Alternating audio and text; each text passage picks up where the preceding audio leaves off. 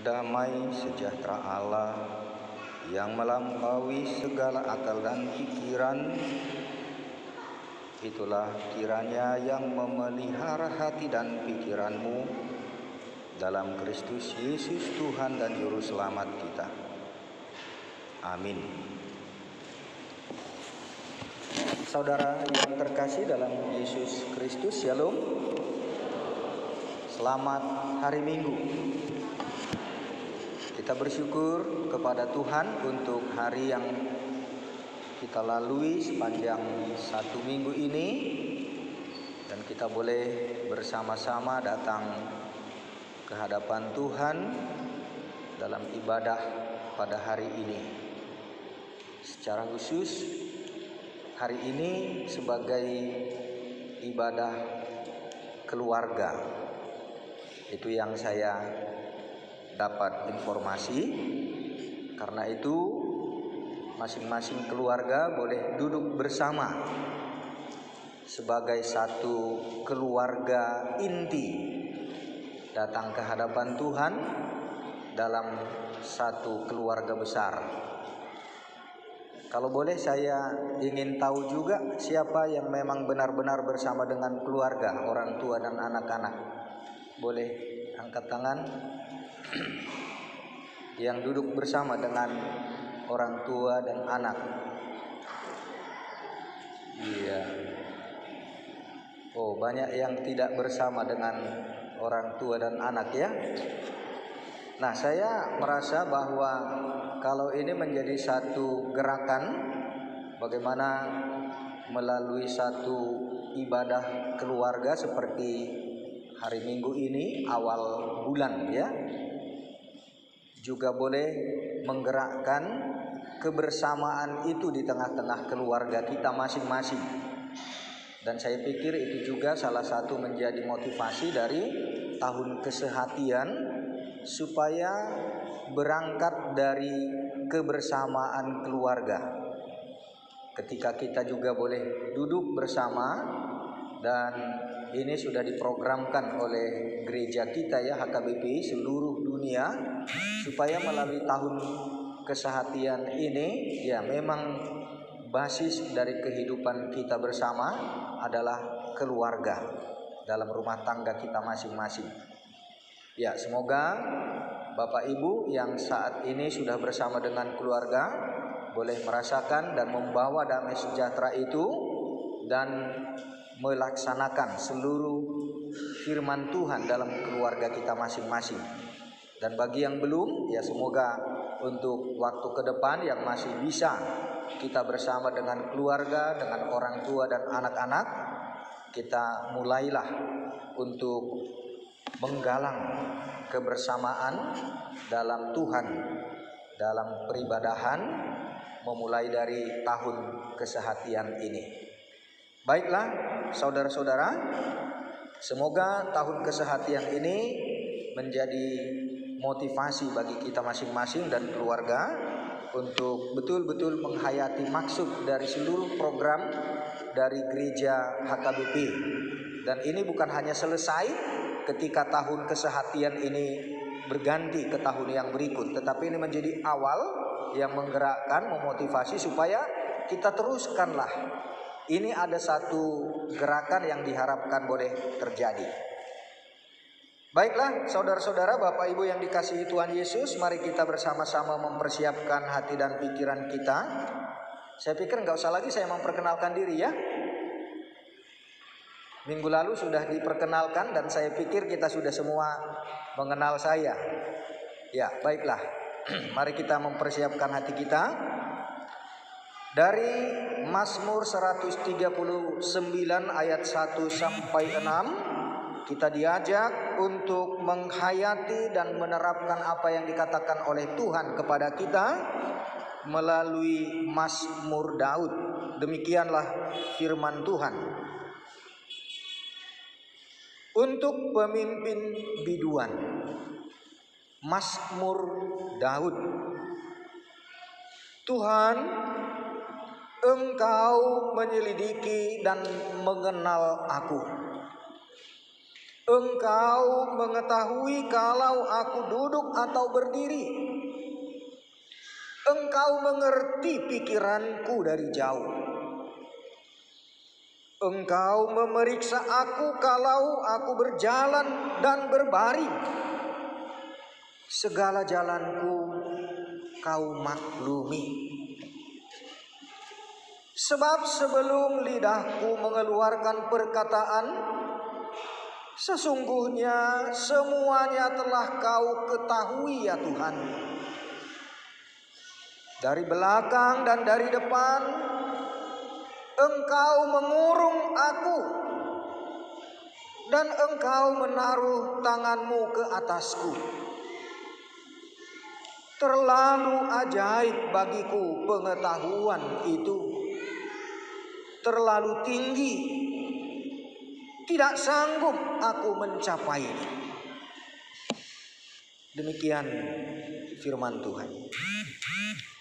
Bapak Ibu, saudara-saudara yang dikasihi Tuhan Yesus, Mazmur Daud ini merupakan sebuah doa yang merefleksikan bagaimana kebersamaannya dengan Tuhan, persekutuannya dengan Tuhan. Secara pribadi dia punya kedekatan, keakraban, keintiman bersama dengan Tuhan. Karena itu ketika dia mengubahkan Mazmur ini menjadi doa yang disampaikan kepada biduan, menjadi nyanyian, menjadi Mazmur yang dinyanyikan oleh seluruh jemaat. Dan itulah karya-karya dari sastra, kesusastraan Alkitab, terutama dari kitab Mazmur yang diciptakan, digubah oleh para pemazmur.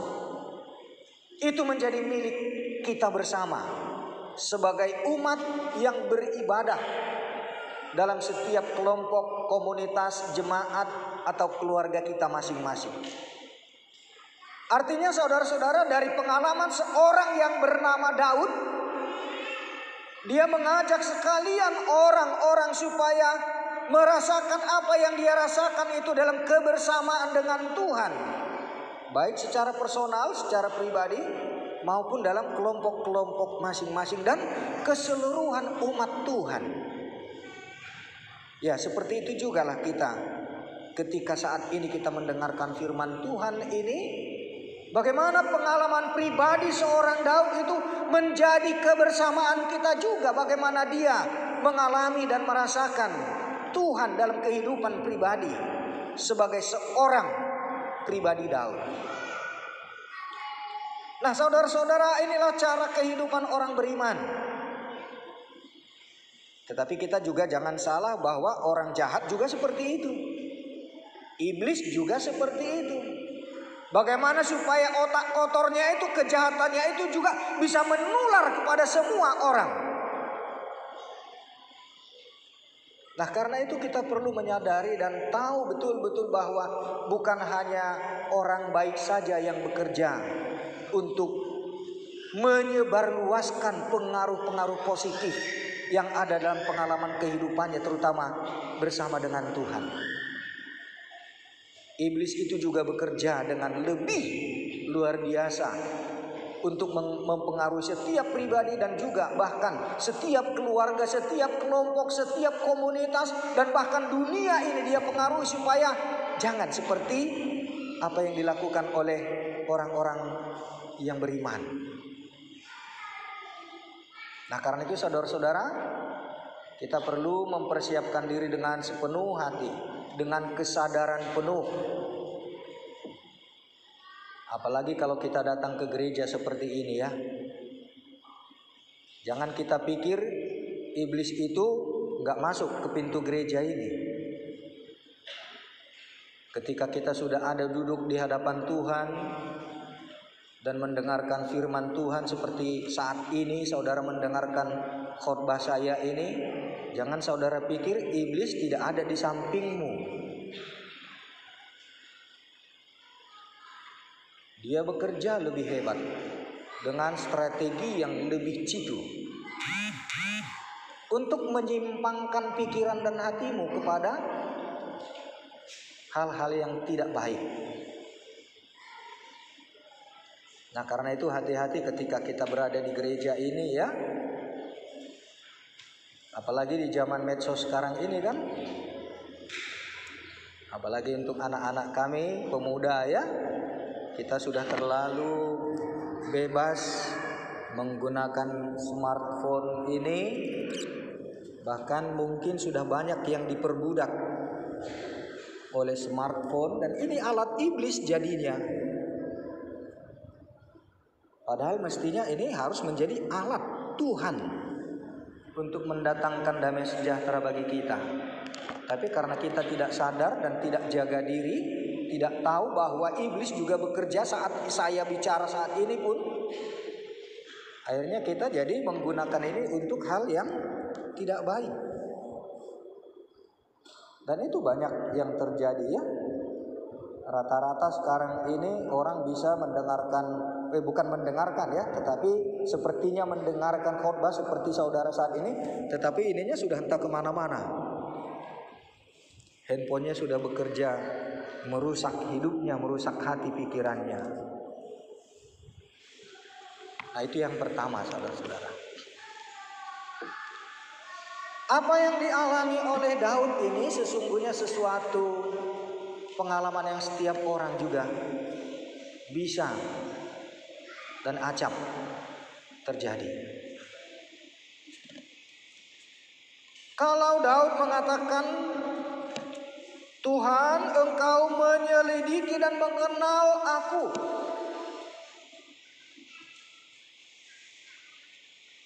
Ya, mungkin setiap orang di antara kita sudah mempunyai satu bidang studi atau profesi atau pekerjaan karya sehari-hari dalam bidang-bidang khusus, dalam berbagai profesi. Setiap orang di antara kita juga punya pengenalan tentang diri manusia itu dari aspek-aspek yang beragam. Dan tidak ada mungkin satu orang yang bisa menguasai segala aspek kehidupan manusia. Karena itu dikatakan manusia itu adalah makhluk yang multidimensional. Karena itu saya sendiri tidak bisa mengenal diri saya seutuhnya. Siapapun kita, tidak ada orang yang bisa mengenal dirinya seutuhnya. Dia hanya mengenal dirinya atau manusia itu dari aspek-aspek tertentu yang dia tekuni. Demikianlah banyaknya disiplin ilmu yang berkembang. Contoh kecil saja, saudara-saudara. Dalam ilmu kedokteran saja, wah sudah banyak sekali ya. Ahli ini, ahli itu, segala macam. Dalam tubuh kita ini sudah berapa ratus keahlian untuk satu bidang kesehatan saja. Medis, dokter ya. Lain lagi bidang yang lain. Karena itu tidak pernah ada seorang manusia yang sempurna mengenal dirinya. Tidak ada itu. Nah sekarang bagaimana ketika kita dikatakan oleh Daud, Tuhan Engkau menyelidiki dan mengenal aku. Engkau mengetahui kalau aku duduk atau berdiri. Engkau mengerti pikiranku dari jauh. Dari jauh saja Tuhan sudah mengenal kita. Bagaimana lagi kalau Tuhan datang bersama dengan kita, duduk di samping kita saat ini? Dia sudah tahu apa yang kita pikirkan. Sebelum kita berbuat dan bertindak, dan bahkan sebelum kita berpikir pun Tuhan sudah tahu apa yang kita pikirkan. Apa yang mau kita lakukan. Nah sebenarnya pikiran kita ini itulah yang membuat kita menjadi manusia yang dikatakan memiliki kebebasan ya, yang Tuhan berikan kebebasan kita. Kebebasan berpikir apalagi. Hanya pikiran manusia yang tidak bisa dikekang. Pikiran manusia itu bebas, tidak terbatas. Kita bisa memikirkan segala-galanya. Tapi hati-hati, jangan langsung melakukan apa yang kau pikirkan. Pikiran kita yang bebas itu harus dikontrol, dibatasi. Karena itu kita bukan membatasi kebebasan berpikir. Justru karena pikiran kita itu terlalu bebas, kita sendiri yang harus mengontrol pikiran kita. Tidak ada kompetensi siapapun melarang kita berpikir, ya toh? Benar itu atau enggak? Ada orang yang melarang kita untuk berpikir. Bisa kita dibatasi kita pikiran kita ini? Enggak bisa. Nah, oleh karena itu kalau dikatakan oleh Daud, engkau mengerti pikiranku dari jauh. Sedangkan dari jauh Tuhan sudah tahu apa yang kita pikirkan. Nah, sekarang bagaimana supaya kita menghadirkan Tuhan itu di dalam diri kita, di dalam pikiran kita, dan ada bersama-sama dengan kita senantiasa. Oleh karena itu kebebasan pikiran kita itu kita serahkan kepada Tuhan. Jangan kita gunakan menurut kebebasan pikiran kita itu sendiri. Hanya dengan demikianlah maka kebebasan berpikir itu menjadi berkat dan mendatangkan damai sejahtera. Kalau kita sudah serahkan pikiran kita itu kepada Tuhan, sehingga pikiran kita itu pun tunduk dan mau kita tundukkan pada apa yang kehendak Tuhan bagi kita dan dengan pikiran kita yang bebas itu. Nah, karena itu saudara-saudara, Tuhan juga tahu kok apa dosa kita, apa kejahatan kita. Catatan Tuhan sempurna, lengkap. Bukan hanya yang kelihatan dengan kasat mata yang Tuhan catat. Dan ingatan Tuhan jauh lebih hebat dari segala kecanggihan komputer. Yang Pentium berapapun itu kecepatan dan cekatan dan ketelitiannya mencatat segala sesuatu, pikiran dan gerak-gerik kita. Dan itu nggak bisa di-delete, nggak bisa dihapus gitu. Karena itu kalau Tuhan sudah mencatat dan melihat apa yang kita pikirkan, apa yang ada dalam kehidupan kita ini, Tuhan juga kenal kita dengan segala kedagingan kita, dosa kita, kejahatan kita, kemunafikan kita. Tuhan tahu. Nah, karena itu dikatakan segala jalanku kau maklumi. Tuhan maklum karena kita manusia.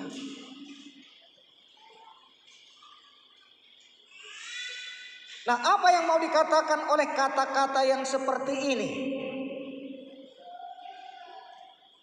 Tuhan memaklumi diri kita sebagai manusia dengan segala plus minusnya tadi itu.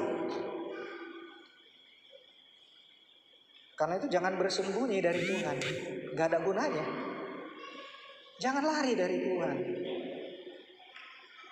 Justru ketika kita tahu bahwa kita terbeban oleh persoalan hidup, oleh dosa, oleh keangkuhan, kebodohan, kejahatan, kemunafikan kita, jangan lari dari Tuhan. Datang kepada Tuhan. Serahkan.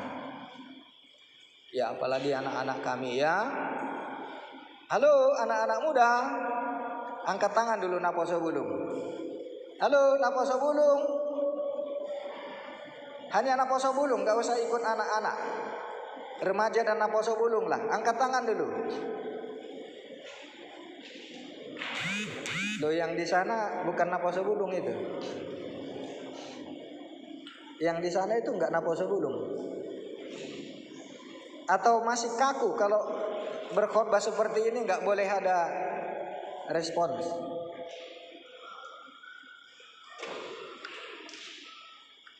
Saya mau supaya kita memperhadapkan diri kita kepada Tuhan, ya.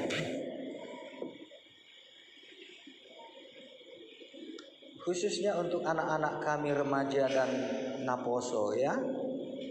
Tapi juga bukan tidak mungkin orang tua juga bisa terjerat adiktif, ya, dengan segala macam karya setan di dalam handphone kita ini, pornografi. Hati-hati, maka saya katakan, bisa saja tubuhmu sekarang duduk di gereja ini, tapi setan sedang bekerja. Dengan handphone ini engkau sedang menikmati pornografi dan segala macam kejahatan yang dilakukan iblis untuk merusak pikiran dan hidupmu. Nah, kalaupun engkau sudah adiktif, sudah terikat kecanduan dengan karya setan yang mengikat engkau, saat ini bawa kepada Tuhan. Akui itu kepada Tuhan dan mohon pertolongan Tuhan. Tuhan maklum. Karena itu kalau engkau juga adalah penikmat video-video dan pornografi, nggak dilarang masuk ke gereja, kan? Tuhan maklum. Tuhan tahu siapa kita. Tuhan maklum segala kejahatan, dosa dan otak kotor kita ini yang masih terikat dengan kuasa-kuasa kegelapan dan iblis, selera-selera kedagingan itu. Tuhan maklum. Tetapi jangan kau tutup-tutupi. Dan jangan bangga dengan itu. Jangan katakan, oh tidak apa-apa kok, itu kan hanya sekedar iseng, Pak Pendeta. Jangan benarkan dosa, kebiasaan jelekmu. Jangan benarkan. Akui, datang kepada Tuhan. Karena itu kalau dikatakan segala jalanku kau maklumi, Tuhan maklum kok kita ini. Tetapi jangan benarkan. Kebiasaan tidak baik itu jangan benarkan. Akui dan mohon ampun kepada Tuhan. Dan mintalah pertolongan Tuhan supaya engkau dibebaskan dari segala jerat-jerat yang seperti itu.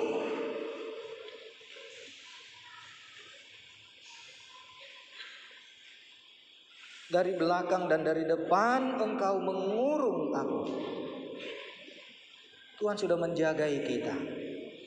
Kita dikurung oleh Tuhan dengan kemurahan kasih-Nya. Supaya jangan begitu kita berbuat jahat langsung jatuh hukuman. Demikian juga supaya kita jangan lari dari pemeliharaan kasih Tuhan. Kita dikurung dari depan dan dari belakang, dari samping, seperti kita memegang sesuatu benda atau barang, supaya jangan jatuh, supaya jangan hilang. Begitulah Tuhan menjaga kita. Kita dijaga supaya jangan rusak, supaya jangan hancur, supaya jangan hilang. Nah, karena itu kalau Tuhan sudah menjagai kita seperti itu, bagaimana kita mau menyerahkan diri kita, menyerahkan hidup kita, menyerahkan segala kegundahan hati, pergumulan dan harapan kita kepada Tuhan. Karena itu datang kepada Tuhan, jangan lari. Tapi masih banyak orang yang mengatakan, mau karena badi maju tu gereja, kan dibilang kan, kalian dululah, kami orang berdosa ini nantilah katanya kan. Ya mudah-mudahan masih cukup nanti waktunya. Tapi jangan-jangan sebelum sampai ke ujung sudah habis minyaknya. Mati tol-tol, mati tiba-tiba. Gak sempat dia untuk mendapatkan waktu bertobat. Nah, ini bukan ancaman ya, tetapi sebuah permenungan supaya kita jangan habiskan waktu dan dayamu semaumu. Karena hidup kita ini terbatas. Sangat terbatas. Kita nggak tahu apa nanti yang akan terjadi lepas dari ibadah ini, keluar dari gereja ini. Nggak tahu kita apa yang terjadi. Tapi Tuhan sudah tahu, dan mungkin Tuhan sudah ingatkan, hati-hati engkau anakku, akan terjadi seperti ini. Tapi kalau kita tidak mau mendengarkan Tuhan, ya terjadilah celaka dan tidak ada kesempatan bagi kita untuk bertobat. Nah, karena itu jangan sampai terjadi. Kan lebih indah kalau kita dalam kebenaran, dalam damai sejahtera bisa bersama dengan Tuhan seperti ini. Dan segalanya kan akan nikmat hidup itu ya. Ya walaupun tetap ada saja masalah, tetap ada pergumulan, ada beban hidup, tetapi datang kepada Tuhan dan serahkan, minta pertolongan Tuhan. Sehingga kehidupan kita ini memang semua ada dalam kendali kasih Tuhan. Itulah yang dikatakan providentia Dei, pemeliharaan Tuhan itu sempurna. Cuma kadang-kadang kita mau lari-lari. Karena apa? Kita tidak mau peduli. Dan kita tidak mengerti apa yang Tuhan mau. Dan kita tidak mau membukakan hati, pikiran dan diri kita. Tidak mau menyerahkan hidup kita kepada Tuhan. Sehingga kita disetir oleh pikiran kita yang disusupi oleh iblis, oleh kuasa-kuasa dunia ini. Ya sehingga terjadi hal yang kita tidak sukai dan yang tidak dikehendaki juga oleh Tuhan. Dan tidak ada kesempatan bagi kita untuk kembali. Ya, anak-anak kami dan melalui keluarga yang saat ini sudah bersama-sama datang kepada Tuhan melalui minggu keluarga hari ini, itulah yang dikatakan oleh Daud, terlalu ajaib bagiku pengetahuan itu. Terlalu ajaib. Terlalu ajaib. Apa yang saya jelaskan ini, firman Tuhan ini terlalu ajaib. Terlalu tinggi dan kita tidak bisa mengerti semua itu. Tidak sanggup aku mencapainya. Karena itu kalau kita sudah tahu kita tidak sanggup, ya serahkan saja kepada Tuhan. Jangan kita merasa Superman, kita bisa segalanya. Serahkan kepada Tuhan, datang kepada Tuhan. Kalau kita sudah tahu tidak sanggup, terlalu tinggi, ajaib itu bagiku. Karena datang kepada Tuhan, serahkan dan minta pertolongan Tuhan. Penyertaan Tuhan itulah yang dijanjikan oleh Yesus kepada kita ya. Sebelum Yesus naik ke sorga, Yesus juga sudah katakan dan menjanjikan, aku menyertai engkau sampai kesudahan zaman. Bukan hanya waktu kita hidup, bahkan setelah mati pun, dikubur kita itu pun kita disertai sampai akhir zaman dia datang kembali. Betapa luar biasanya rahasia anugerah kemurahan Tuhan ini. Amin. Mari kita berdoa. Bapa dalam Yesus Kristus, kami bersyukur hari ini kami mendapatkan karunia anugerah berkat-Mu yang melimpah melalui pemeliharaanmu yang ajaib bagi kami. Betapa tingginya dan tidak sanggup kami mencapai pengetahuan yang Tuhan berikan untuk memelihara kehidupan kami. Karena itu biarlah kami juga boleh semakin rendahkan hidup kami di hadapan Tuhan. Engkau juga memaklumi segala jalan kami. Engkau tahu segala kejahatan, dosa-dosa yang ada di seluk-beluk hati kami. Karena itu Bapa, biarlah Roh Kudus-Mu senantiasa menggerakkan hati kami, mengarahkan mata batin kami kepada tangan Tuhan yang senantiasa terulur memanggil dan membawa kami kepada kehendak dan rencana-Mu. Berkatilah firman-Mu ini Tuhan, dan berkatilah setiap kami anak-anak-Mu.